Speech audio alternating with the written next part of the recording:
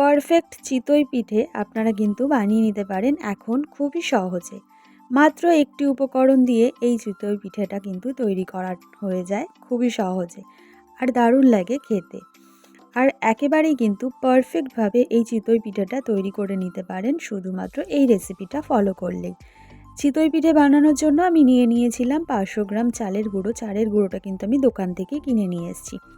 আপনারা চাইলে বাড়িতে কিন্তু অনায়াসেই চালের গুঁড়ো তৈরি করে নিতে পারেন। এখানে আমি দিয়ে দিয়েছি চালের গুঁড়োর মধ্যে একটু নুন এবং জল। জল দিয়ে কিন্তু আমি খুব ভালো করে একটা গোলা তৈরি করে নেব। গোলাটা না মোটা হবে না পাতলা হবে, একটা মিডিয়াম গোলা তৈরি করে নিচ্ছি।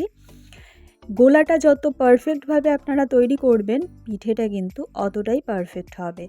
এই গোলাটা বানানোটাই কিন্তু মেন উপকরণ এবং মেন জিনিস এই গোলাটাই। এই গোলাটা যতটা ভালো হবে পিঠেটা কিন্তু ততটাই ভালো হবে। তো দেখুন এখানে আমি কিন্তু খুব ভালো করে গোলাটাকে কিন্তু তৈরি করে নিয়েছি। গোলাটা কিন্তু ঠিক এই রকম হবে। এই রকমভাবেই কিন্তু গোলাটা তৈরি করে নিতে হবে। এবার আমি পিঠেটা বানানোর জন্য নিয়ে নিয়েছি কিন্তু একটা সরা বা ছাঁচ। আপনারা কিন্তু দোকানেই খুব সহজেই এই ছাঁচগুলো পেয়ে যাবেন। এখানে আমি একটু তেল ব্রাশ করে নিচ্ছি। এবার আমি কিন্তু একটা চামচের সাহায্যে এরকমভাবে গোলাটা অল্প অল্প করে কিন্তু এই ছাঁচের মধ্যে দিয়ে দেব। এরকমভাবে গোলাটা দিয়ে দিচ্ছি। দিয়ে এবার কিন্তু ওপরে ঢাকনাটা বন্ধ করে একটু জল ছিটিয়ে দেব। একটু জল ছিটিয়ে দিয়ে ঠিক 3 থেকে 4 মিনিট অবধি আমি ওয়েট করব। 3 থেকে 4 মিনিট পরে আমি কিন্তু উল্টে আর একবার উল্টো পিঠে দিয়ে আবারও কিন্তু আমি ঢাকনাটা বন্ধ করে আরও 1 মিনিটের মতন রেখে দেব।